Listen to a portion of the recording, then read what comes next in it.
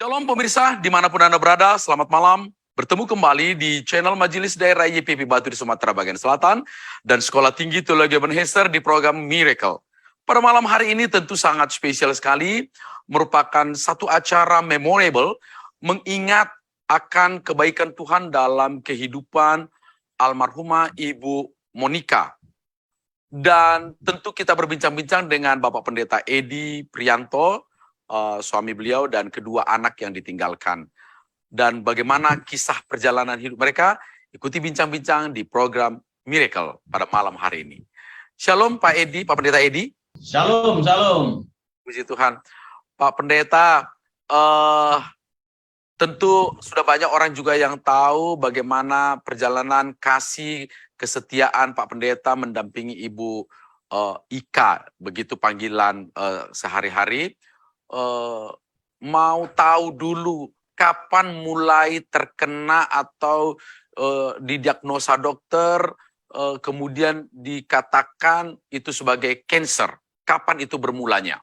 Pak Pendeta Marlon, terima kasih untuk waktu dan kesempatan yang diberikan kepada kami sekeluarga untuk bisa membagikan pengalaman iman perjalanan bersama dengan Tuhan. Mengenai kapan waktunya, kami sebenarnya sejak dimutasi dari Batu Marta 3, GBN Batu Marta 3 ke GBN Elohim, Taman Kebalen Bekasi, kecurigaan sudah ada, Pak.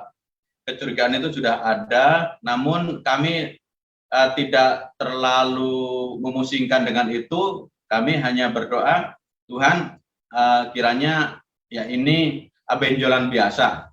Nah, itu sampai kami di tahun 2017 dipindahkan ke Jakarta, ke Bekasi. Kami biasa-biasa saja karena tidak ada keluhan, tidak ada reaksi yang sangat berarti bagi Ibu Gembala atau mamanya dari anak-anak ini. Sampai pada akhirnya di bulan Agustus tahun 2019, disitulah istri mulai merasakan. Jadi tepatnya itu di bulan Agustus, tanggalnya saya lupa. Nah, ketika itu selesai ngajar TK selalu masuk ke kamar berbaring, setiap hari seperti itu. Saya sebagai suami kan curiga dan menanyakan ada apa, katanya tidak ada apa-apa. Selalu seperti itu, sampai pada akhirnya mungkin sudah tidak kuat lagi atau ada, bukan tidak kuat, ada yang dirasakan sangat mengganggu, sehingga akhirnya waktu itu saya tawarkan ke klinik, mau. Awalnya tidak mau, Pak. Awalnya tidak mau saya bawa ke klinik. Bahkan ketika nyampe di Bekasi pun kecurigaan yang dari Batu Marta itu kami bawa sampai ke sini. Saya sebenarnya rindu sih untuk membawa ibu ini untuk mengecek lah gitu di dokter. Cuman beliau itu mengatakan enggak usah. Ini enggak apa-apa kok, enggak bahaya. Nah, itulah yang selalu disampaikan kepada saya. Sehingga saya sebagai suami tidak bisa juga memaksakan. Ya oke lah kalau begitu kan kamu yang merasakan. Nah, itulah tepatnya di bulan Agustus 2019 itu sudah tidak kuat, mungkin karena menahan seperti benjolan itu kan sudah sebesar telur angsa, sehingga siang itu saya langsung bawa ke klinik karena kebetulan udah mau. Saya bawa ke klinik, hasil diagnosa klinik ini bahaya. Jadi tidak diapa-apakan, tapi justru saya dimarah-marah sama dokter di klinik. Bapak ini bagaimana sebagai suami kok tidak memperhatikan istri seperti itu. Tapi saya tidak menjelaskan, tidak menyanggah, pokoknya saya diam saja. Kemudian saya terima itu surat rujukan. Siang ini Pak, ini saya sudah hubungi rumah sakit Ana Medika, secepatnya dibawa ke sana. Jadi saya langsung meluncur ke rumah sakit Ana Medika. Kebetulan di sini kan rumah sakit berdekatan, Pak, sehingga tidak membutuhkan waktu yang lama. Langsung saya daftarkan di situ. Nah, kemudian 3 hari kemudian dijadwalkan untuk biopsi. Setelah biopsi, kami harus menunggu beberapa minggu, kalau tidak salah itu sekitar 1 sampai 2 minggu ya, hasilnya baru keluar. Dan ketika kami mengambil hasil itu, disitulah Ibu Gembala tahu, Pak, karena saya waktu itu membawa si kecil ini untuk namanya di rumah sakit tidak bisa diam ya, kosan sehingga saya yang mengikuti dia ini. Nah, yang mengambil justru Ibu Gembala dan langsung dia baca. Nah, ketika saya kembali ke tempat duduk yang semula, saya sudah curiga, kenapa kok ibu ini kok diam saja, seperti ada sesuatu. Terus saya tanya, memang sudah kamu ambil hasilnya? Sudah. Bagaimana? Ya, bacalah sendiri. Nah, ketika saya baca, disitulah terterang sel kanker ganas. Jadi, itulah taunya, Pak. Disitulah kami tahu kalau itu adalah sel kanker ganas. Demikian, Pak. Wow, itu kayak dunia runtuh. Lantas apa kemudian reaksi Pak Pendeta dan Ibu setelah melihat, mengetahui ini kanker ganas? Itu pasti pikiran udah kemana-mana kan begitu ya. Apa kemudian reaksi, rencana, menyikapi diagnosa dari medis ini? Jadi begini Pak, setelah kami terima hasil itu kan masih di dalam amplop, tapi amplop itu kan terbuka, tidak dilem. Kami bisa baca, lalu kami kan harus bertemu dengan dokter yang menangani operasi biopsi waktu itu, sehingga ya kami sudah gilirannya untuk bertemu dengan konsultasi dengan dokter. Ini dokter bedah umum. Iya. Nah, ketika kami bertemu dengan dokter bedah umum, itu diberikanlah rujukan, ya, sambil ditenangkanlah kami, tenang Bapak Ibu, tidak usah khawatir. Sekarang ini penyakit kanker sudah bisa diatasi, sudah ada obatnya, sehingga tidak usah khawatir. Yang jelas saya kasih rujukan ini untuk dibawa ke rumah sakit yang ya memang yang ada dokter onkologinya, yaitu Rumah Sakit Hermina Bekasi. Sehingga langsung pada waktu itu kami menuju Rumah Sakit Hermina Bekasi untuk tahu dulu tempatnya. Nah, setelah tahu kami nggak masuk dulu, langsung pulang bertemu dengan anak-anak. Nah, inilah Pak, reaksi kami pada waktu itu, kami berdua panggil anak-anak. Kami berkumpullah di kamar, kemudian saya menyampaikan kepada anak saya Rizka bahwa Mama sekarang ada mengidap penyakit yang berbahaya, dan inilah penyakitnya. Disitulah Pak kami berpelukan bertiga, karena yang kecil nggak mau. Kami berpelukan, kami menangis sejadi-jadinya. Pokoknya lama sampai betul-betul udah rasa capek, sakit. Namanya menangis itu pasti di tenggorokan, di kepala itu pusing. Nah, akhirnya kami ambil waktu untuk berdoa. Kami berdoa, saya pimpin doa, ya, sebagai hamba Tuhan, sebagai pelayan Tuhan, menyikapi seperti ini, ya kita harus bisa memanage hati, emosi, sehingga kami berdoa bersama-sama, saya yang mimpin, dan disitulah ya mulai agak tenang. Ya belum tenang, tapi agak tenang. Yang penting udah berdoa, yang penting anak-anak sudah tahu, itulah yang kami lakukan Pak. Ya setelah tahu hasilnya itu. Terima kasih Pak, itu Pak. Bagaimana Bapak memberitahu kepada jemaat? Karena tentu tidak mudah. Pada akhirnya Bapak harus mengambil berkonsentrasi pengobatan, tapi juga pelayanan, penggembalaan, supaya jemaat mengerti dan lain sebagainya. Bagaimana proses Bapak dan Ibu memberitahukan pada jemaat? Pada saat itu, saya belum menyampaikan kepada jemaat. Tapi saya khususnya, saya langsung ambil inisiatif, karena ini rujukan harus secepatnya disampaikan, diurus, karena banyak sekali urusan-urusan prosedur yang harus kita lalui karena BPJS kan Pak. Jadi saya belum memberitahu kepada jemaat. Yang saya lakukan adalah supaya dulu ke Rumah Sakit Hermina.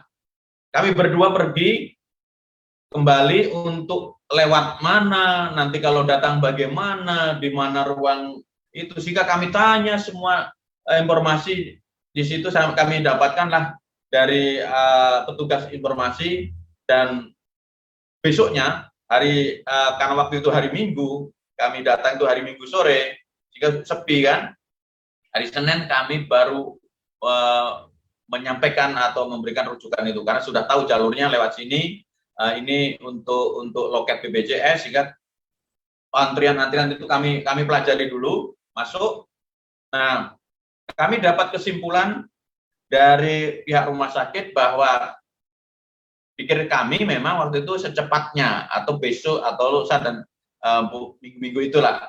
Tapi ternyata pihak rumah sakit menyampaikan, Pak, ini karena dokter terbatas, dokternya ada 2, dokter onkologi itu 2, 1 sedang studi, nah ini tinggal 1 dan pasien banyak, sehingga Bapak Ibu ini dijadwalkan untuk 1,5 bulan ke depan untuk bisa bertemu dengan dokter onkologi. Waktu yang cukup panjang buat saya pribadi. Wah, selama 1,5 bulan itu mau ngapain? Terus bagaimana dengan kondisi, memang waktu itu kan masih dalam penyembuhan habis luka operasi yang biopsi itu sih, tidak begitu besar waktu itu kan. Jadi saya minta maaf, saya memberitahu kepada jemaat itu kalau itu kanker ganas itu pada waktu sermon sebenarnya. Pada waktu sermon, ya. Ketika sermon itulah, maaf Pak, bukan. Jadi ketika kami ke rumah sakit Hermina, rumah sakit Anamedika, nah disitulah saya panggil majelis, saya sampaikan bahwa ibu sedang sakit, sakitnya belum diketahui, ini mau operasi. Sehingga ya waktu itu majelis terlibat semua untuk mengantarkan, untuk mengusir waktu operasi biopsi. Nah dari situ memang belum tahu apa penyakitnya. Nah setelah tahu, kembali saya informasikan bahwa Ibu Gembala mengidap penyakit kanker ganas. Ya disitulah pecah suasana menjadi tangisan yang tidak terelakkan lah seperti itu. Ketika kami beritahu, ya kagetlah mereka, ternyata ibu mengalami atau mengidap kanker ganas yang seperti itu. Nah itu Pak yang bisa saya sampaikan kepada jemaat pada waktu itu. Jadi mulai dari klinik, kemudian masuk ke rumah sakit, dijadwalkan 3 hari, itu belum saya beritahu kepada majelis atau jemaat. Setelah dijadwalkan untuk biopsi, dari situlah saya informasikan bahwa ibu mau, waktu itu tahunya dioperasi Pak, karena disampaikan sama pihak rumah sakit ini harus dioperasi. Pikir kami ya operasi besar gitu, ternyata biopsi. Sehingga setelah biopsi itulah, ketika mau biopsi itulah semua jemaat tahu Pak, semua jemaat tahu kalau ibu sedang sakit, dan hasilnya berikutnya 2 minggu berikutnya itu baru saya kasih tahu ini hasilnya. Nah itulah yang saya sampaikan tadi, mereka juga kaget, mereka ya gimana lah, mendengar penyakit itu kan penyakit yang mengerikan lah seperti itu Pak. Nah tentu setelah jemaat tahu, Bapak Ibu tahu, keluarga tahu, ini sekarang proses dimulai. Panjang. Nah. 2017 ya? 2019 Pak. 2019.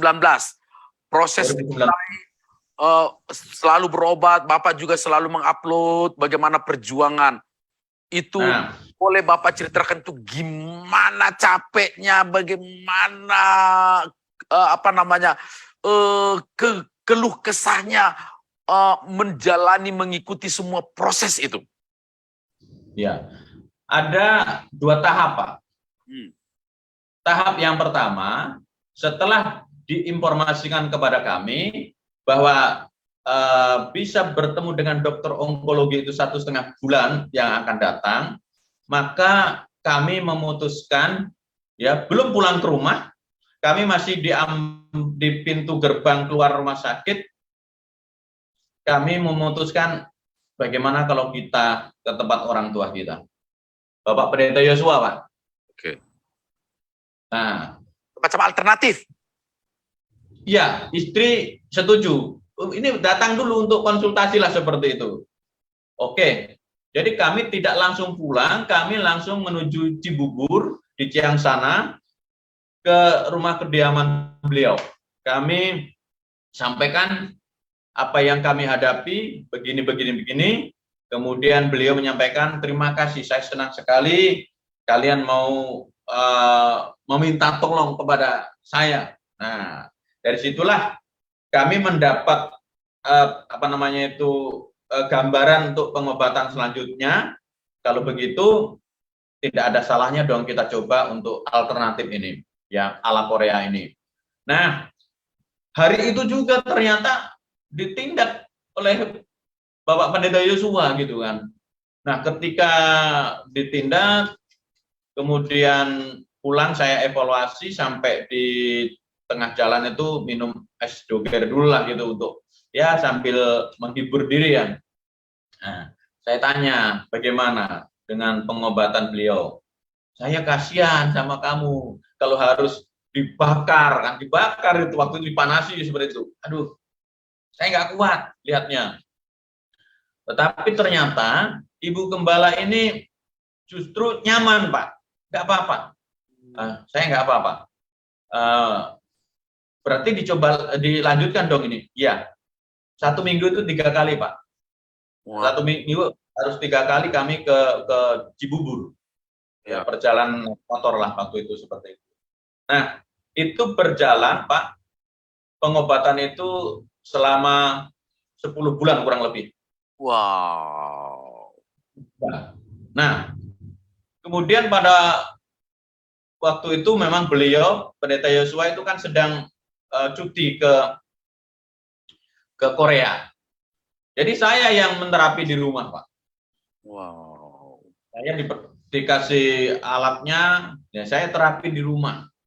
Aduh, sebenarnya tega nggak tega kan seperti itu. Lalu pada waktu Pendeta Yosua ini kembali ke Indonesia, ya kami kembali dong ketemu sama beliau, kontrol lah istilahnya, dilanjutkan beberapa waktu karena beliau hanya sebentar ternyata di Indonesia, mau kembali lagi setelah 6 bulan dari Korea, sebenarnya cutinya 1 tahun, tapi di pertengahan tahun kembali ke sini, ketemulah dengan kami, sebelum kembali kami 1 minggu lah itu melakukan pengobatan lanjutan. Nah, beliau ini baru 2 kali, yang terakhir ya, baru 2 kali menerapi.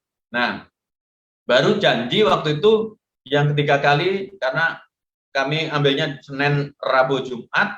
Nah, sebelum hari Jumat ya itu sudah berarti sudah corona lah ya. Karena sudah masuk ke 2020. 10 bulan kemudian dari bulan Agustus hingga bulan 6-an itu kan sudah tinggi-tingginya corona sebenarnya.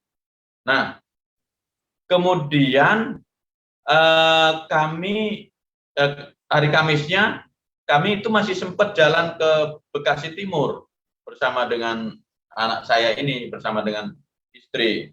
Pulang dari situ ketika kami makan malam, ya kami berdua sudah makan, bertiga sudah makan, sehingga ibu ini kan makanannya berbeda dengan yang lain, sehingga masak sendiri. Ketika kami siap-siap mau mandi, Ibu Gembala ini makan, ketika itulah saya dipanggil, Pak, gitu kan, ada apa saya bilang, lihat ini. Nah, Bapak, ketika saya dipanggil, saya kan di kamar mandi, oh ya sebentar. Nah, saya tidak bisa langsung keluar, wah saya nggak jadi mandi, saya keluar. Begitu saya keluar dari pintu kamar mandi, ibu ini sudah masuk ke kamar, dan saya kaget ketika itu di lantai itu berceceran darah. Wah, saya bilang, kenapa ini? Nah, kemudian kasur itu saya berdirikan, saya baringkan di lantai karena darah ternyata udah bersimbah darah di sekujur tubuhnya sebelah kanan itu. Wah, ini bahaya. Langsung saya baringkan, saya buka, saya coba hentikanlah dengan cara saya. Kemudian anak saya bilang, tolong hubungi jemaat, telepon siapa yang bisa. Ya, kemudian bagi tugas anak saya ini, Mbak Priska ini nelpon jemaat. Saya membalut luka itu, menghentikan bagaimana pendarahan yang terjadi pada malam itu secepatnya bisa tertangani. Nah, itulah Pak yang kami lakukan tahap yang pertama. Okay. Maka malam itu baru saya sampaikan, sekarang kamu harus ikuti cara saya ke medis. Iya, iya. Baru tahap yang kedua, Pak, di sekitar bulan 6 2020-an itu. Bulan 6, bulan 7 kalau tidak salah, karena 10 bulan dari bulan Agustus itu kan kami terapi ke Pak Yosua. Nah, ketika kami bawa ke rumah sakit, habis saya dimarah-marah sama tenaga medis itu, ya saya sudah diam saja, saya nggak membela diri, sudah pokoknya saya ikutilah. Ketika saya ditanya pada waktu itu sama dokter, Bapak mau lanjutkan alternatif atau bagaimana, saya kembalikan kepada Bapak. Kalau Bapak serahkan ke saya, ke medis, ya akan saya tangani sepenuhnya. Saya bilang, saya serahkan ke Pak Dokter saja sepenuhnya. Oke, kalau begitu, ada seperti perjanjian. Kalau begitu, Bapak jangan ini lagi ya, bawa-bawa lagi ke tempat lain. Karena Bapak ternyata dokter ini tahu 1 tahun sebelumnya ini kan dulu kan udah mendaftar di sini ya. Iya dok. Kenapa harus? Ya, disitulah pokoknya saya hanya maaf dok itu aja jawaban saya. Ya. Karena saya merasa bersalah kan seperti itu. Seperti itu Pak. Oke, itu sudah tidak ada yang bisa disesali itu dengan semua, karena itu adalah kerinduan kita untuk supaya secepatnya selesai persoalan cancer. Nah kemudian Pak Edi, setiap orang melihat bagaimana kesetiaan Bapak mendampingi Ibu Ika terus menerus selama 1 tahun, 2 tahun ya, 2 tahun lebih pengobatan secara medis menangani ini. Apa yang biasa selalu dikeluhkan oleh Ibu Ika dalam sistem pengobatan? Pernahkah akhirnya dia sudah bosan? Pernahkah dia mengatakan capek pada waktu proses pengobatan di rumah sakit, Pak Pendeta? Pada waktu pengobatan alternatif itu kan sebenarnya sangat sakit. Dan ketika itu juga ada majelis yang penasaran. Kami itu 10 bulan dari bulan Agustus selanjutnya ke Cibubur terus itu kan sebenarnya 3 kali dalam 1 minggu Pak. Itu sudah sangat menyita waktu juga, pelayanan juga, tapi tidak terasa, semuanya itu kami lalui tidak terasa.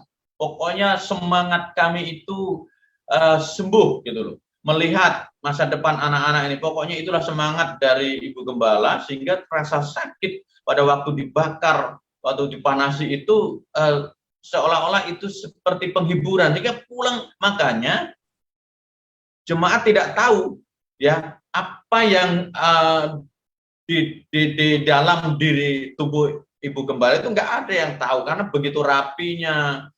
Tetap pelayanan Pak, tetap pelayanan, semangatnya. Nah, baru saya memposting di FB itu setelah memang dinyatakan oleh dokter ini harus kemo.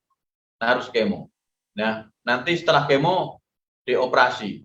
Kemo ini tujuannya untuk mengecilkan dulu luka supaya nanti ketika diangkat tidak jadi masalah yang baru. Nah, mulai dari situ Pak, saya memang memposting ke FB ya, sekarang dengan tujuan awalnya ini Pak, awalnya itu sepertinya istri saya ini, karena waktu itu sudah mulai sepertinya tidak lama lagi ya kalau saya melihat fisiknya, lemahnya dia. Nah, itulah saya mulai posting. Dan dengan tujuan pikir saya ya, kalaupun nanti Tuhan panggil ya ini untuk kenangan saya lah seperti itu.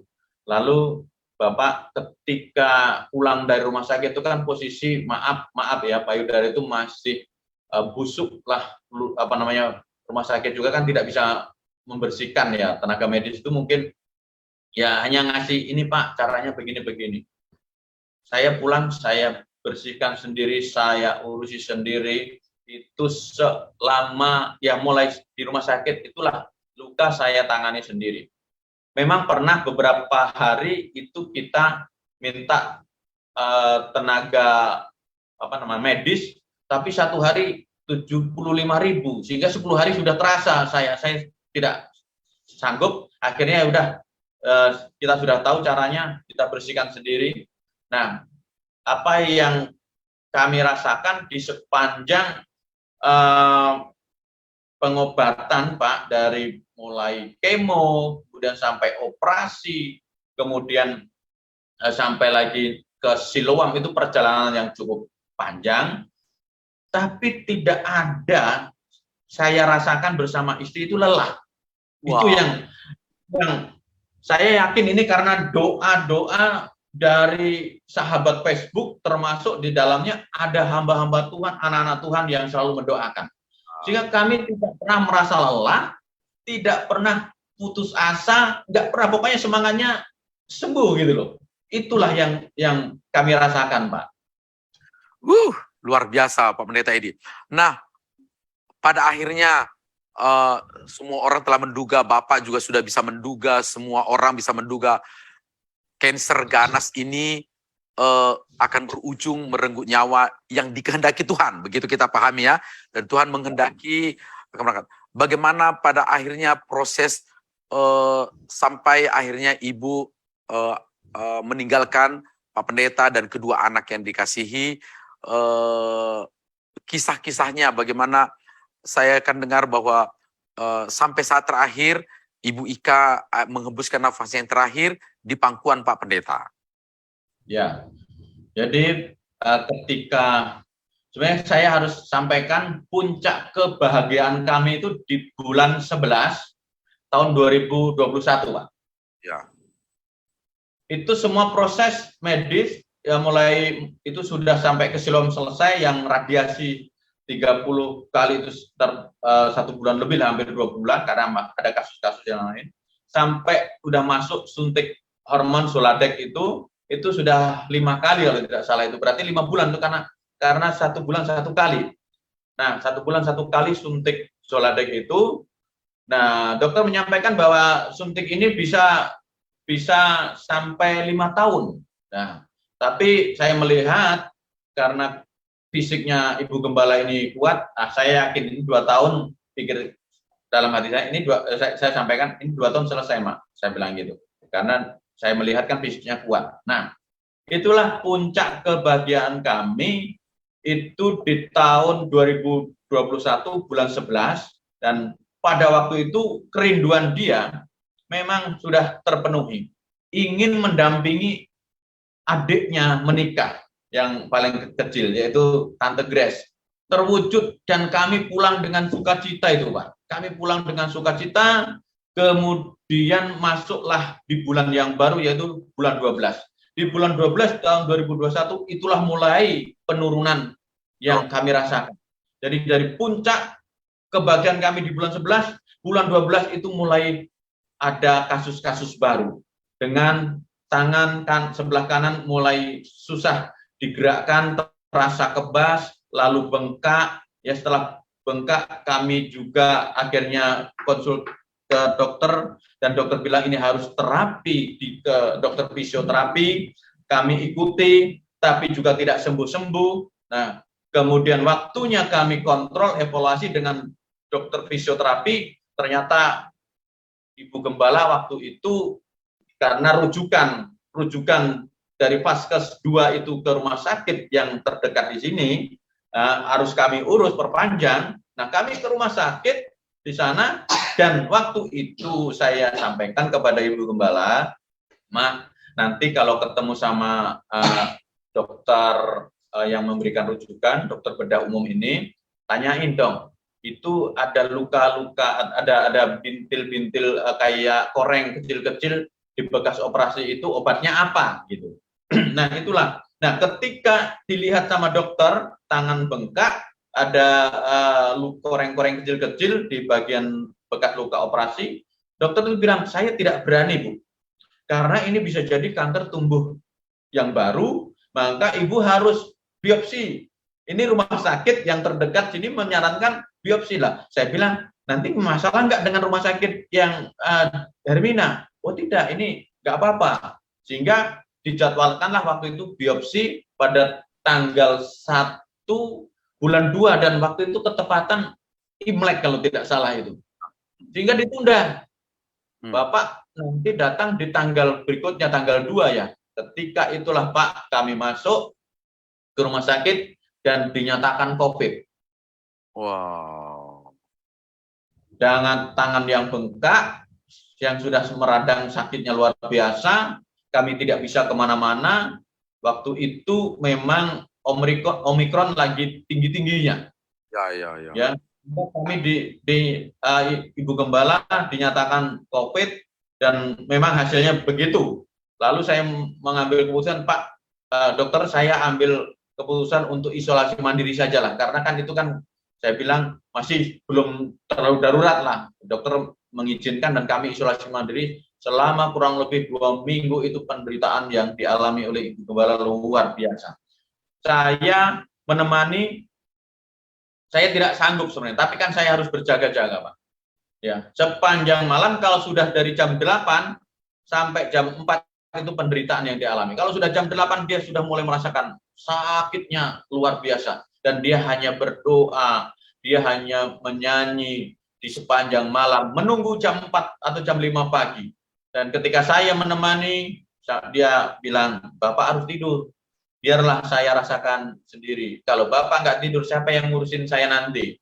Sehingga saya memang ambil waktu untuk istirahat, tidur. Dan nanti bangun saya temani lagi. Itu 2 minggu yang kami lalui. Sampai pada akhirnya kami kembali ke dokter onkologi, dan dokter marah. Loh, kenapa kok terlambat ngasih tahu? Dokter, kami ini baru kena COVID. Oh iya, begitu. Begitu dicek, wah ini kanker tumbuh baru. Ini harus kemo kembali. Nah, kemo yang kedua inilah, Pak, yang kami rasakan memang semakin menurun kesehatan atau imun tubuh dari Ibu Gembala ini. Semakin menurun, dan sampai akhirnya kemo yang kelima. Padahal 1 kali lagi kemo. Di kemo yang kelima itu sudah, kemo yang keempat, Ibu Gembala ini sudah tidak bisa lagi berdiri, jalan sudah susah. Nah, itulah kasus-kasus kok semakin menurun, sehingga sampailah kalau ke rumah sakit saya harus cari kursi roda. Nah, sampai mau kemo yang kelima itu terbukti betul-betul menurun karena ada gangguan yang kurang darah lah, HB-nya rendah sekali sehingga tidak bisa kemo. Nah, itu kami harus tambah, istri harus tambah darah dan sudah tambah darah, baru masuk kemo yang kelima. Kemo yang kelima itu masih bisa lah dijalani, tapi pulang ke rumah semakin ngedrop, semakin menurun, dan sampai pada akhirnya di 1 minggu setelah kemo itu tidak bisa tidur, Pak. Sepanjang malam tidak bisa tidur, hanya mau ngerang, mengaduh, berdoa di hadapan Tuhan. Nah, jadi kalau masalah yang tadi Bapak tanyakan, apa yang dikeluhkan, memang ada, Pak. Jadi dia sampaikan, saya ini tempat curhat. Dia nggak akan nyampaikan kepada siapa-siapa. Dia kalau sebelum menyampaikan, Pak ini dengar aja, jangan dimasukkan dalam hati, katanya gitu. Dengar aja. Saya udah lelah. Ya, saya sudah lelah. Saya tahu, saya bilang. Nah, saya tahu. Nah, sempatlah waktu itu saya tanggapi. Ternyata salah tanggap kan gitu. Saya bilang, Mak, ini kan semua ulahnya si iblis. Si iblis itu kan ingin melemahkan kita dengan penyakit ini supaya kita meninggalkan Tuhan, meninggal pelayanan, menghujat Tuhan. Itu kan maunya seperti itu. Bilang ke saya sudah tahu. Gak usah dikasih tahu, saya sudah tahu kan. Saya sudah dipesan waktu itu, dengarkan saja, tapi malah saya tanggapi. Jadi sempatlah waktu itu saya juga, wah, saya ini kok dimarah-marah loh. Saya kan yang ngurusi, kok saya dimarah-marah. Ya sudahlah, saya diamlah 1 hari itu, ya saya yang ngikuti. Lalu dia merasalah, saya dipanggil, Bapak marah ya sama saya. Saya tahu Bapak marah kan. Aku minta maaf lah ya. Aku tuh hanya minta dengarkan saja tadi. Ya nggak apa-apa, Mak. Saya tahu, Mama sensitif kan seperti itu. Sampai akhirnya itu yang ngedrop banget. Minggu, jadi saya lupa tanggalnya, itu betul-betul, Pak, dia sudah tidak tidur dan tidak makan, dan dia sudah sarafnya sudah terganggu karena sudah tidak lagi tahu siapa saya. Wah, ini saya sudah nggak diingat lagi. Yang keluar dari mulutnya hanya 4 kata. ya, sambil kalau dia diem geleng kayak lihat jauh, lihat kemana, saya pikir ada apalah ini kan. Nah, itulah yang saya akhirnya menangis sejadi-jadinya, tapi tidak di depan jemaat dan tidak di depan anak. Jadi, Tuhan, saya tidak tahu apa rencanamu ke depan. Saya berdoa, saya sudah membayangkan kalau dia tinggalkan saya, aduh ini, saya mampu atau tidak. Nah, semakin menurun, semakin menurun, semakin menurun. Karena itu selama 2 minggu tidak tidur. 2 minggu tidak tidur, bayangkan dia hanya duduk, ya kami topang. Kami pun yang menopang harus bergiliran 24 jam itu hanya duduk, nggak bisa berbaring karena luka yang semakin dalam itu sudah membesar, sudah mengerikan itu. Lalu singkat cerita, di hari Jumat tanggal 24 itu Pak, seharusnya saya punya jatah untuk tidur siang. Karena ini jatah saya tidur siang. Lalu saya ambillah waktu itu, waktu anak-anak saya, udahlah kalian tidurlah. Ya kalian tidur, biar Bapak yang jaga. Jadi ketika saya jaga di situ, saya di situ berdoa bersama-sama, menyanyi bersama-sama, kemudian saya menguatkan dia.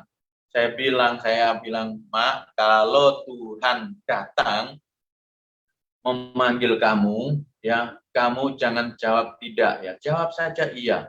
Kalau Tuhan panggil kamu, jawab saja iya, nggak apa-apa. Saya bilang, kamu jangan takut dengan anak-anak, bagaimana? Ya, karena Pak, saya jujur, ini saya egois banget kalau saya bilang kepada Tuhan, Tuhan berikan panjang umur. Saya bilang juga sama istri, waktu itu saya egois, Mak. Kalau saya minta kamu panjang umur dengan kondisi seperti ini, oke, saya mungkin bisa merawat, menemani kamu, tapi yang mengalami kan kamu. Jadi saya egois sekali kalau saya meminta supaya dirimu terus ada dalam kondisi yang seperti menahan sakit. Udah, kalau Tuhan panggil kamu, jawab saja iya. Itu yang saya sampaikan. Nah, lalu udah habislah menangis di situ, saya habiskanlah waktu untuk memuji dia, kamu hebat, kamu luar biasa, aku bersyukur bertemu dengan kamu dan bla bla bla yang bagus-bagus. Nah, malam itulah ada sermon. Ya, sermon biasa mempersiapkan untuk pelayanan, sehingga saya harus persiapan sermon, anak-anak yang jaga. Ketika saya bertemu dengan majelis yang ada, saya bilang, malam ini pembahasan cuma satu topik. Nah, karena saya harus istirahat. Nah, jadi pembahasan memang cuma satu topik. Nah, selesai, saya sudah bilang nggak usah membahas yang lain. Tapi mungkin ada yang mungkin dilihat waktunya masih ada, mulai ada yang lain muncul. Lalu anak saya, Mbak Presiani datang, Pak, Mama mau kencing. Saya langsung, saya permisi, saya turun dulu. Saya turun. Nah, ketika sampai di bawah, Mbak Prisia bilang, nggak jadi Pak, udah kencing katanya kan gitu. Oh iya, udah nggak apa-apa ya. Saya tak ke kamar mandi dulu, tapi saya lanjutkan masuk ke ruangan itu Pak. Saya tanya, Mama mau kencing? Iya. Terus sekarang? Iya. Katanya sudah kencing, saya bilang gitu kan. Kok nggak basah? Berarti Mama nggak kencing tadi ya? Iya. Pokoknya jawabannya cuma iya. Sekarang mau kencing? Iya. Kami angkatlah bertiga turun. Kami sudah siapkan tempat untuk buang air kecil di situ, khususlah kursi yang kami lubangi, duduklah di situ. Nah, ketika duduk itu, saya tungguin Pak. Maaf, jadi saya berdiri, kepala Ibu Gembala di perut saya sambil tahan gini. Saya tanya, sudah? Belum. Udah, saya tungguin sampai agak lama lagi. Sudah? Sudah. Loh, kok nggak ada suaranya? Biasanya ada suara air gitu kan, kok nggak ada suaranya. Saya bilang sama ponakan, tolong lihat dulu Nak, apakah jadi kencing atau enggak Pak D. Ya sudah, kalau gitu mungkin perasaan dia saja. Nah, pada waktu saya bilang oke, anak-anak saya sudah siapin pakaiin celana Mama ya, terus ketika saya tahan itu tangan saya basah Pak, dingin. Saya bilang, tak, sama ponakan anak adik, tolong lihat tangan Pak D, ini dingin sekali. Tolong mungkin apakah ingus atau apa, dilap-lah gitu kan, karena licin. Ketika dilihat nggak ada apa-apa Pak D, tapi tangan Pak D ini terasa dingin. dilap lah pakai tisu, terus kebetulan saya lihat, loh, kok ada coklat-coklat kan gitu. Wah, saya langsung gitu, saya berpikir bahwa ini sudah waktunya. Lalu, Mak, kita berdoa, ya, ikuti doa saya. Nah, karena bahan jawabnya iya sama nganggu aja itu yang bisa dia lakukan. Nah, kita berdoa, ikuti doa saya ajak, saya tuntut berdoa. Tuhan Yesus, Tuhan Yesus. Waktu pertama masih bisalah agak cedal, tapi Tuhan Yesus, Tuhan Yesus, kuserahkan nyawaku, kuserahkan nyawaku ke dalam tanganmu, ke dalam tanganmu. Itu agak cedal masih ada suara. Yang kedua cuma ha. Ketika ha gitu nggak jelas, langsung saya perintahkan anak, cepat, nggak usah dipakai celana, kita angkat ke atas tempat tidur. Ketika kami angkat, saya curiga, loh, biasanya susah sekali untuk mengangkat lurus ini, tetapi itu ketika kami angkat bersama, sama itu Ibu Gembala itu kepalanya di pundak saya lah gitu kan. Loh, kok jadi seperti ini? Lalu setelah ini belum pas tempatnya itu, tapi saya mau cepat, anak-anak saya panggil, naik. Si kecil saya suruh di sebelah kirinya pegang tangannya, kita berdoa. Anak-anak yang dua, Mbak Priska sama sepupu itu ada di kaki, kemudian saya tuntun lagi berdoa sekali lagi, doa yang sama. Dan ketika itu langsung lemas. Dan sesekali narik, hilang, dan seterusnya. Disitulah Pak, kami menangis sejadi-jadinya, anak-anak ya. Kalau saya ya menangis karena saya sedih ya. Kemudian saya bilang tolong kasih tahu jemaat, karena saya kan belum bisa putuskan, kasih tahu sama majelis yang di atas, Mama kritis. Nah, ketika kami kasih tahu itu mereka berhamburan datang dan dilihat langsung pecahlah suasana. Nah, itulah yang detik-detik terakhir Pak yang kami rasakan. Pada akhirnya dia pulang rumah Bapak. Bagaimana Pak Edi menyimpulkan semua ini? Perjalanan rumah tangga Pak Edi. Apa yang dilihat dari seorang Ibu Ika yang cinta, yang Bapak cintai? Saya merinding Pak. Ketika Bapak tanya itu saya merinding sekali. Saya banyak belajar dari almarhum. Saya jujur Pak, saya banyak belajar dari almarhum, kesetiaannya, ya, walaupun dalam kondisi sakit yang luar biasa, pelayanan itu masih ada di benaknya. Sebelum kemo yang kelima itu, keempat lah, dia punya permintaan, karena waktu itu sudah tidak bisa naik ke atas ini Pak. Jadi waktu itu sudah tidak terlibat dalam pelayanan, hanya dia minta, kok saya ini hamba Tuhan, kok begini-begini ya. Lalu, terus bagaimana yang kita mau buat? Ya, gimana ya, kita doakan yuk jemaat satu persatu. Oke, saya bilang, kita ambil waktu di jam 5 subuh ya. Maka kita kasih judul di situ, doa subuh. Nah, itu.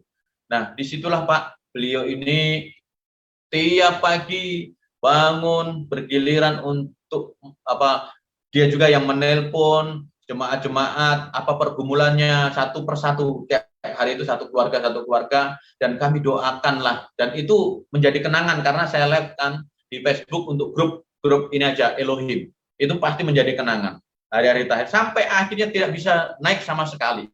Saya banyak belajar dari beliau, luar biasa kesetiaannya, dan sampai inilah yang saya bangga.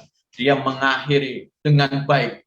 Ya, bukan mengakhiri sampai finish, tapi mengakhiri dengan baik. Mungkin orang bisa mengakhiri sampai finish, tetapi mengakhiri dengan baik belum tentu. Dan itulah kami rasakan. Sehingga anak-anak betul-betul dia persiapkan begitu rupa. Ya, karena apa? Dia tidak langsung pergi.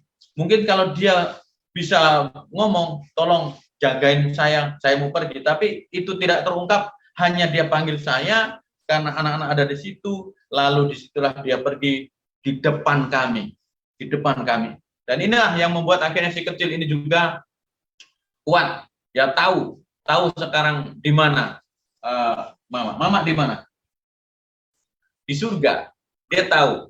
Jadi tidak perlu lagi saya berjuang untuk bagaimana caranya, tidak perlu lagi. Apalagi yang sudah besar, sudah mengerti, sudah tahu, dan inilah yang akan permintaan dari mamanya untuk melanjutkan perjuangannya. Ya, ini kita serahkan kepada dia nanti, Pak. Saya sangat emosional. Oke, baik, saya beralih dulu ke Friska. Friska, bagaimana Friska melihat peristiwa semua peristiwa ini? Apa yang Friska sedihkan? Apa yang Friska pelajari dari Mama? Yang disedihin ya masih banyak kesalahan yang belum saya minta maaf ke Mama, yang jadi kayak penyesalan gitu kan. Tapi bisa apa, udah terlambat, hanya bisa berdoa. Terus juga Bapak selalu ngingetin, please ambil waktu berdoa, minta maaf kalau misalnya minta ampun sama Tuhan setelah ada salah sama Mama. Ya, itu sedihnya sampai sekarang. Friska ikut juga menjaga Mama atau menemani Mama itu. Apa yang biasa Friska lakukan saat menemani Mama? Apa yang biasa atau kalian ceritakan? Kadang-kadang bercerita nggak dengan Mama waktu dia sakit? Enggak pernah cerita. Ya, Mama ceritanya sama Papa.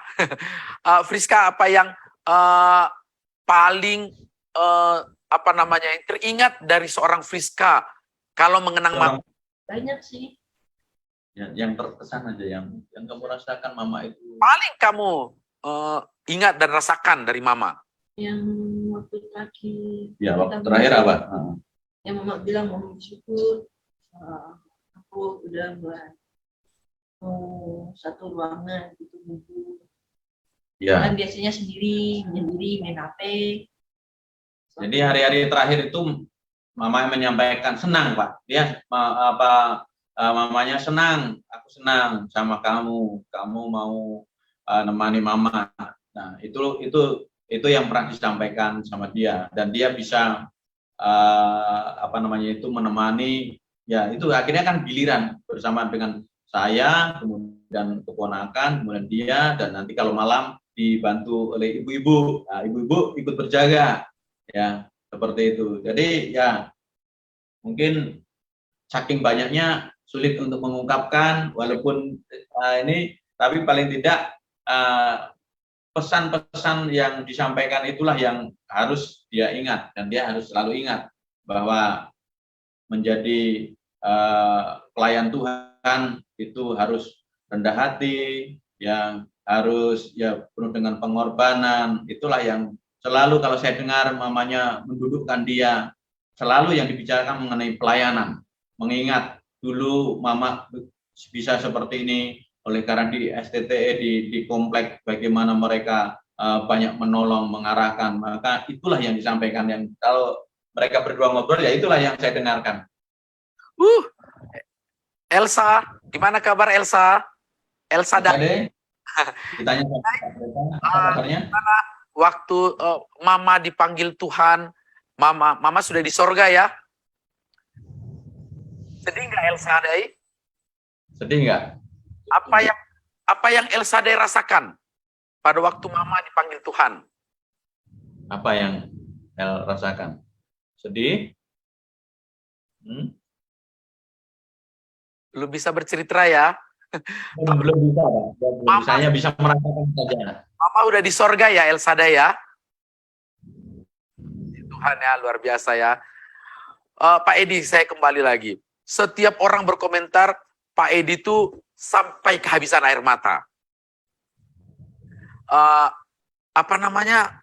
Kuat dan tangguh sekali. Kalau mau tahu ini apa, kenapa Bapak itu sekuat itu, apa yang dalam hati Bapak melihat itu, akhirnya Bapak masih bisa semangat sekarang, itu apa yang Bapak rasakan? Apakah Bapak ya Tuhan sudah saatnya begitu, atau gimana? Apa yang terjadi dalam hati Bapak membuat Bapak bisa setegar ini? Apa yang saya lakukan, Pak, bukan untuk mencari pujian, tapi yang pertama saya ingin meneladani kepada anak-anak bicara mengenai kesetiaan, ketulusan dalam mengasihi, dan ya kalau kita mengingat kembali yang namanya orang sudah berkeluarga, inilah yang saya teladankan kepada anak-anak supaya mereka juga mengerti kasih yang dari Kristus itu dalam keadaan apapun, dalam keadaan untung maupun malang itu kan harus kita berikan. Itu yang saya teladankan kepada anak-anak sebenarnya, Pak. Saya kepingin mereka itu ya seperti kami lah, maka kami teladankanlah seperti itu.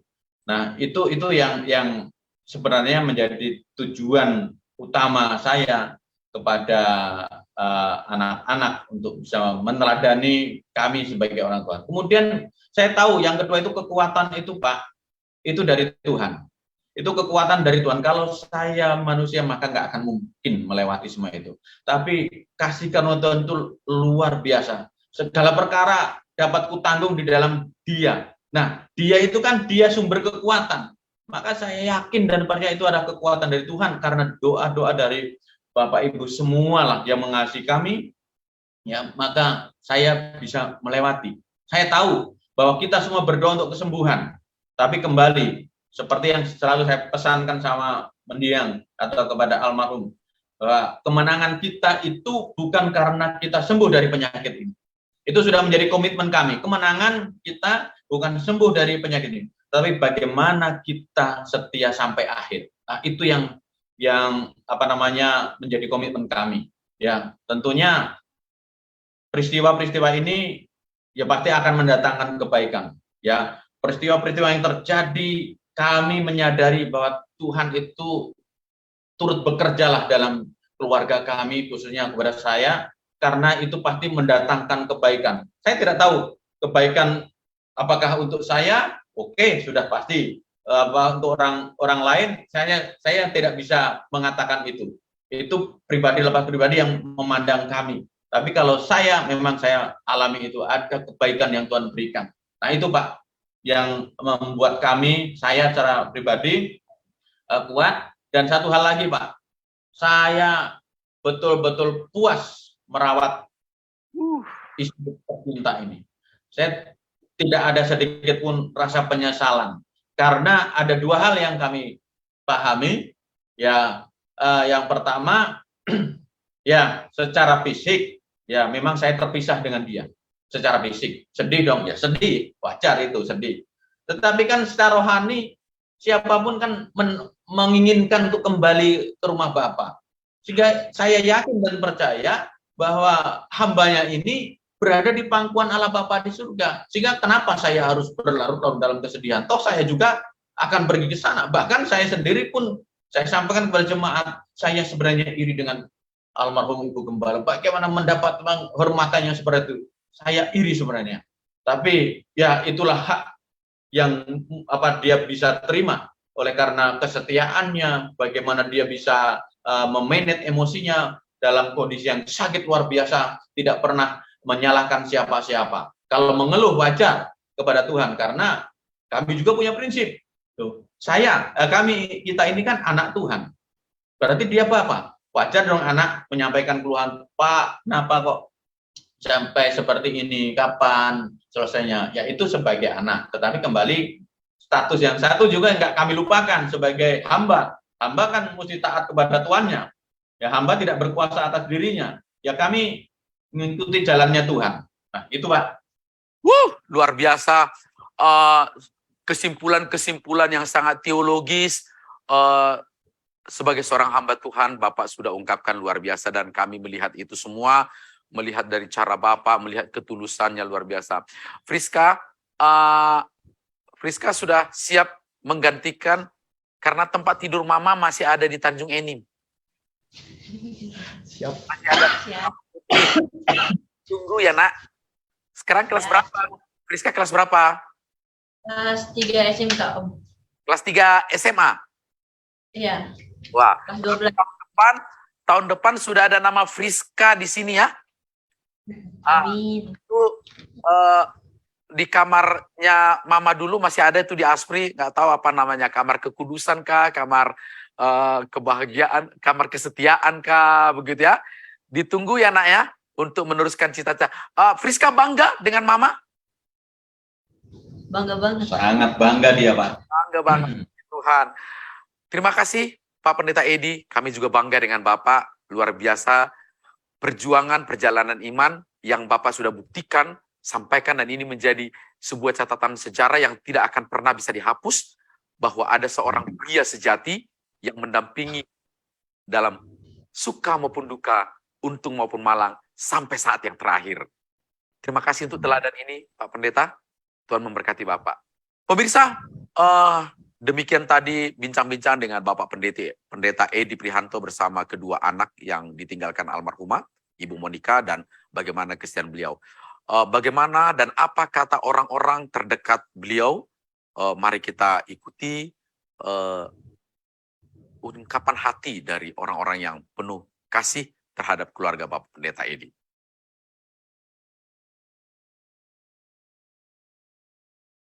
Shalom. Evangelis Monica Supriyati berumur 44 tahun 10 bulan. Beliau menikah dengan seorang pendeta Edi Prihanto 18 tahun yang lalu. Telah dikaruniai 2 anak. Yang pertama putri Priska Oktadiati, yang kedua putra El Sadai Sampurno Adi. Beliau mengakhiri pelayanan di GPIN Elohim Bekasi 5 tahun 12 hari. Beliau dipanggil Tuhan di Bekasi pada hari Jumat 24 Juni 2022 dan dimakamkan di Lampung. Secara lembaga Sinode Gereja Protestan Injili Nusantara, kami kehilangan sosok seorang ibu gembala yang sangat elegan. Mengapa saya sebutkan elegan? Daya juangnya mumpuni, tangguh dalam menghadapi segala tantangan dan penderitaan.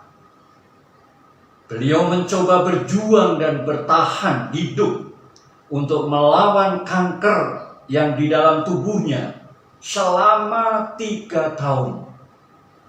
Dan puji Tuhan, telah berhasil mengakhiri pertandingan dengan baik dan benar di mata Tuhan dan jemaatnya. Tepatnya sekali lagi Jumat 24 Juni 2022 beliau telah dipanggil Tuhan. Doa dan harapan kami Majelis Sinode Gereja Protestan Injil Nusantara yang pertama, mari Bapak Ibu Saudara rekam jejak hidup dan pelayanan almarhum dapat kita teladani bersama. Yang kedua, bagi Pendeta Edi Prihanto, tetaplah semangat meneruskan pelayanan pastoral penggembalaan bagi jemaat GPIN Elohim Bekasi dalam pertolongan Tuhan. Buat kedua anak saya, Priska dan El Sadai Sampurno, gantungkanlah cita-citamu di dalam nama Tuhan Yesus. Percayalah, masa depanmu selalu diberkati oleh Tuhan. Kedua, anak yang tercinta, gabungkanlah dirimu, jadikanlah tim bersama Papa untuk melanjutkan pelayanan yang dipercayakan Tuhan kepada kita bersama-sama. Sinode tetap mensupport daya juang Pendeta Edi Prihanto sampai pada nama Tuhan terus dimuliakan dan ditinggikan. Atas nama Majelis Sinode Gereja Protestan Injil Nusantara menyampaikan turut berbelasungkawa di dalam Tuhan, kiranya Tuhan menghibur dan menguatkannya. Shalom. Mari GPIN go go go. Menyebut nama Ibu Monika Supriyati atau yang kita kenal dengan Ibu Ika. Banyak hal yang bisa kita kenang dalam perjalanan hidupnya yang mungkin bagi dunia itu singkat karena belum sampai 45 tahun. Tapi saya sebagai rekan sepelayanan yang berjuang bersama dengan Ibu Monika dan keluarga dalam pelayanan di GPIN wilayah Jabodetabek, menilai bahwa sosok Ibu Monika adalah seorang pejuang, seorang hamba Tuhan yang sangat tangguh dan yang tidak pernah mengenal lelah dan putus asa. Hari-hari sebelum beliau dipanggil Tuhan meninggalkan kita semua, saya bersama dengan teman-teman hamba Tuhan di GPIN wilayah Jabodetabek berkesempatan untuk bersama-sama memuji Tuhan, menyembah Tuhan, berdoa dengan almarhumah. Dan ketika kami berpamitan untuk pulang, Ibu Monika masih menjabat tangan saya dengan erat, dan saya katakan, Ibu tetap semangat, Ibu tetap kuat. Jawaban beliau, ya Pak, saya semangat, saya kuat. Saya salut dengan perjuangan dan dedikasi yang beliau perlihatkan. Sekarang saya tahu bahwa Ibu Monika bersama dengan Tuhan meninggalkan kita semua. Tapi ada banyak jejak, ada banyak teladan yang ditinggalkan bagi para hamba Tuhan di Jabodetabek secara khusus, di GPIN secara umum, bagi keluarga dan bagi jemaat GPIN Elohim. Saya merasa kehilangan seorang partner yang tangguh melayani, yang berjuang dengan segala kemampuan yang ada padanya. Kesederhanaan dan keterbatasan yang dia miliki tidak pernah membuat dia berhenti melayani. Selamat jalan Ibu Monika. Engkau telah tenang bersama dengan Tuhan. Pak Pendeta Edi, anak-anak kami, Priska dan Elsadai, Tuhan menolong kalian. Jemaat Elohim, ayo tetap semangat. Ikuti jejak yang telah ditinggalkan oleh Ibu Gembala di Elohim yang berjuang melayani Tuhan. Ayo teman-teman di Jabodetabek, kita berjuang lebih lagi untuk melayani Tuhan. Tuhan Yesus memberkati. Shalom Bapak Ibu yang terkasih, dimanapun kita berada, salam sejahtera. Kiranya Tuhan Yesus selalu menyertai kita semuanya. Perkenalkan, saya Ibu Yosia dari Jemaat GPIN Elohim, jemaatnya Bapak Edi Prianto. Saya di sini mau menyaksikan kasih Tuhan dan mau menyaksikan bagaimana saya bersama-sama dan melayani bersama Ibu Monika almarhum, atau sering kami panggil Ibu Ika. Beliau adalah sosok ibu yang sederhana, ibu yang polos, ibu yang sabar, bahkan sebagai teman untuk ngobrol, yang selalu setia mendengarkan kita curhat, yang selalu melayani Tuhan dengan sukacita, yang tidak pernah bersungut-sungut dan tidak pernah mengeluh. Semangatnya untuk melayani Tuhan tidak berubah. Sukacitanya untuk melayani Tuhan tidak pernah berubah. Tidak pernah undur sedikit pun, tidak pernah mengeluh sedikit pun. Tetap semangat. Setiap kita tanya, Ibu tidak apa-apa, tidak apa-apa, saya kuat, saya sehat. Sampai pas Desember 2021, kami sangat bersyukur bisa merayakan perayaan Natal bersama. Beliau begitu sehat, begitu cantik, tidak ada apa-apa kelihatannya dari luar. Ternyata beliau merasakan sendiri sakitnya. Beliau menikmati sendiri sakitnya tanpa mengeluh ke siapapun. Di Januari 2022 beliau drop lagi. Semakin hari semakin drop.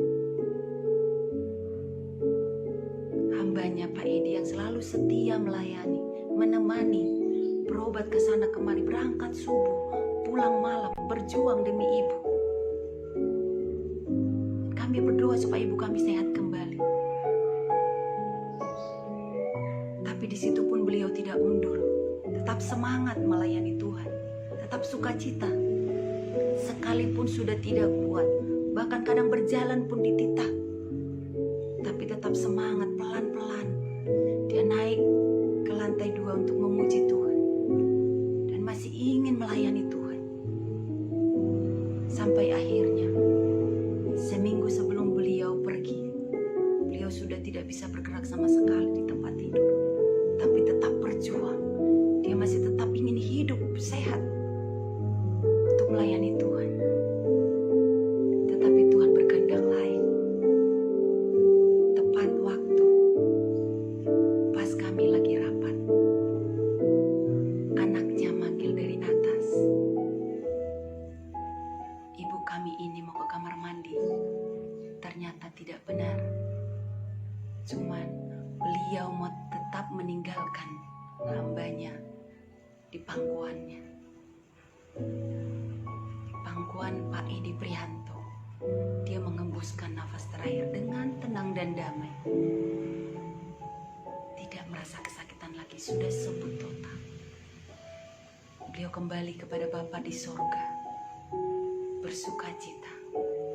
Satu hal yang saya melihat, tetap setia dalam pelayanan Tuhan, apapun kondisinya. Layanilah Tuhan sampai mahkota kehidupan kita terima, Bapak Ibu. Terima kasih Bapak Ibu. Kiranya Tuhan selalu menolong kita, menyertai kita, sampai akhirnya kita kembali kepada Bapa di surga. Shalom, Tuhan Yesus memberkati.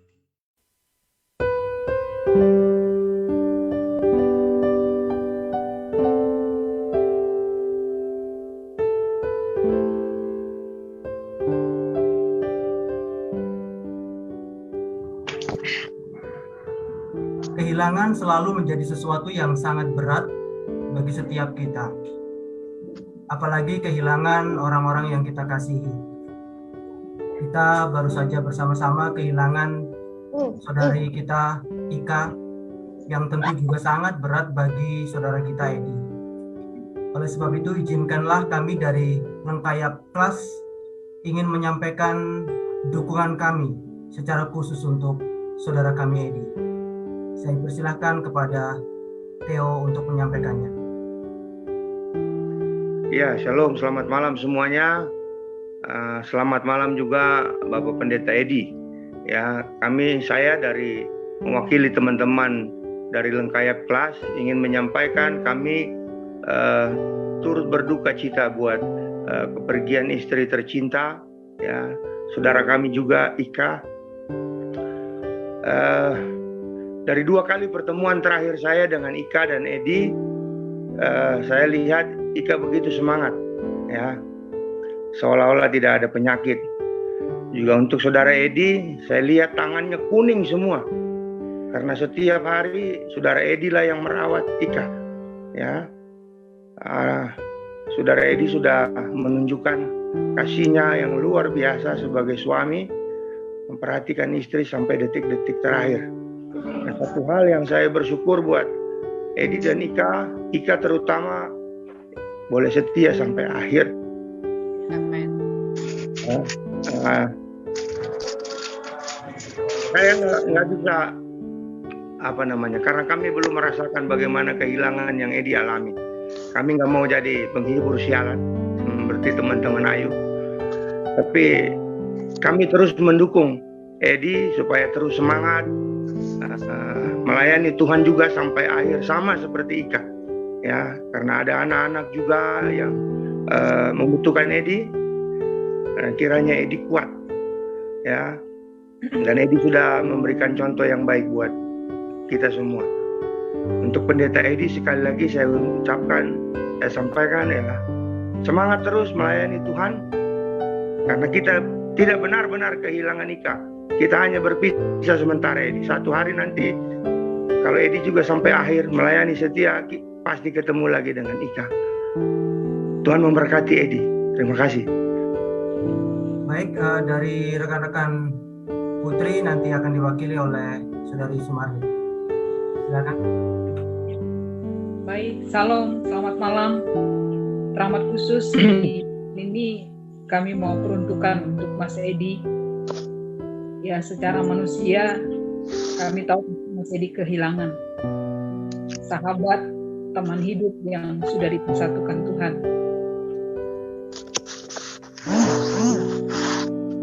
Kata-kata untuk memberikan penghiburan seperti halnya Theo sampaikan. Kami belum sampai pada tahap seperti yang Mas Edi alami. Tetapi kalau kami ada di saat ini berdiri memberikan kebersamaan kami untuk Mas Edi, karena kami juga turut merasakan kehilangan Mbak Ika. Secara khusus kami, teman-teman Putri Lengkaya Kelas, sekian waktu bersama-sama dalam pembentukan di asrama, saling mengenal, sama-sama dibentuk dalam pembentukan. Bahkan saya ingat kita sempat video call, dan ternyata itu bukan pembicaraan, tapi mungkin tanda yang Mbak Ika berikan kepada saya waktu itu, ketika saya juga menyapa, tetap semangat Mbak. Seperti yang kami saksikan, Mas Edi sampai akhir tetap setia menunjukkan janji pernikahan di hadapan Tuhan. Dan itu sangat memberkati kami sebagai teman yang Tuhan jadikan rekan bagi Mas Edi. Terima kasih Mas untuk teladan kesetiaan terhadap pasangan yang sampean perlihatkan kepada kami semua. Biarlah sampean tetap semangat, kuat, anak-anak masih mengharapkan sampean tetap semangat juga melayani, setia sampai akhir.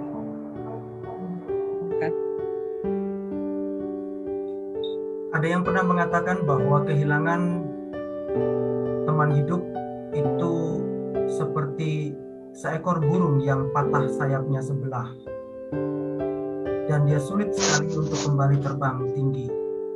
Tetapi tidak ada yang mustahil bagi orang yang percaya kepada Tuhan. Kami Lengkaya Kelas sangat yakin bersama dengan Tuhan, Saudara Edi akan terus bisa tetap melayani dan menjadi teladan, bukan hanya untuk anak-anak, bukan hanya untuk kami semua, tetapi oleh banyak orang yang akan terus diberkati oleh Saudara Edi. Oleh sebab itu, biarlah kami sekali lagi mau menyampaikan secara bersama-sama dari Lengkaya Kelas untuk menunjukkan dukungan kami kepada Saudara Edi. Kami mengasihimu Mas Edi. Mendoakanmu Mas Edi. Tetap semangat Mas Edi. Kami Mas Edi semangat. Yang kuat ya Mas Edi. Kamu tidak sendiri melewati kesulitan ini Mas Edi. Ada kami sahabatmu yang selalu mengasihi dan mendukungmu. Tetap semangat. Kami percaya Mas Edi pasti kuat.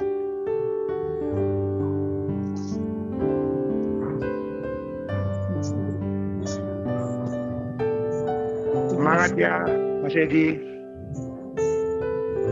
Semangat Mas Edi, Tuhan memberkatimu selalu dan tetap kuat. Mas Edi, tetap. Mas Edi.